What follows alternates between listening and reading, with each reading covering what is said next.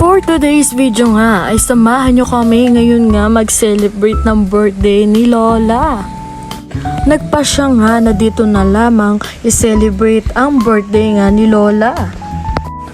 Kasama nga ni pala namin si Bian ang lalaki. Diyan nga ni kami nga ay ma-park at habang itong van ay nakapark na kami na lang hindi. At ito nga sila nga ay kanya-kanya na nga may dala para nga makapag-prepare na nga sa loob. Habang nga sina Lola ay naglalakad pa nga at nahuli na nga sila. Kami na nga ni Biana ang natira at kami nga panghuli na nga bumaba at aalalayan ko nga.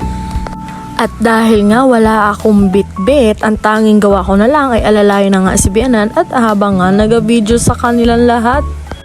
Kitang-kita nga na hindi nga masyadong mainit ngayon at tamang-tama nga maligo ngayon ng dagat. At nandito na nga kaming lahat nga sa kubo at talagang kanya-kanya nga gawa para nga maasikaso na. Diyan nga hindi alam ni partner na nakabidyo pala, akala niya nag-picture lang. At kita nyo naman, tamang-tama nga ang pagligo ngayon sa dagat. At diyan nga ay nagpasya na nga si partner tulungan nga itong kanyang kaibigan na mag-prepare na para makapagluto na nga ng pansit. At diyan nga ay nilalagay na nila sa kanya-kanyang lagayan ang mga handa para i-display na nga ang mamaya sa lamesa.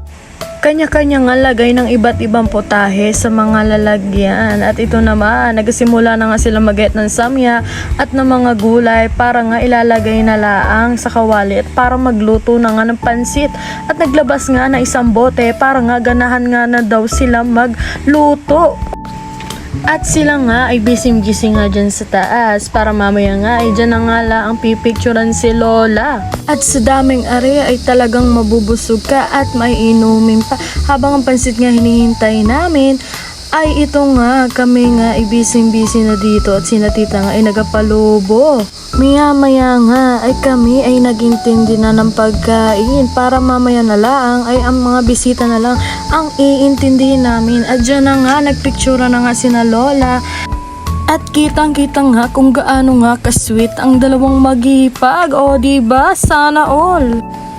At ito na nga, umakyat na nga si Lolang Norma para nga makipagpicturan at para nga makibanding din sa taas. At kitang-kita naman ang sasaya nga naman nila dito. At ito nga si tita, excited nga sumayaw, ay talagang nagyaya pa nga ng pagsayaw. Ay tingnan nyo naman ang mga kembot, ay talagang mapapakembot ka rin.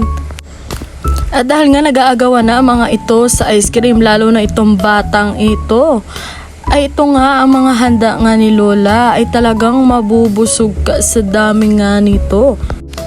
Mga ilang minuto nga may dumating ang bisita si Lola at ito naman si Tita Sally ay parang nga may tama na ng alak at nagasasayaw na nga. At habang nga dito nga ay nagkakagulo na nga at kakain na ang mga bisita ni Lola dahil nga tapos na nga sila mag-prayer. At dyan nga ay napicturan ko na rin si Lola habang nga binibidyohan ko sa maraming handa na yan. At kitang-kita nga naman ang saya ng aming Lola at hanggang dito na nga lamang mga bi. Bye-bye. Thank you.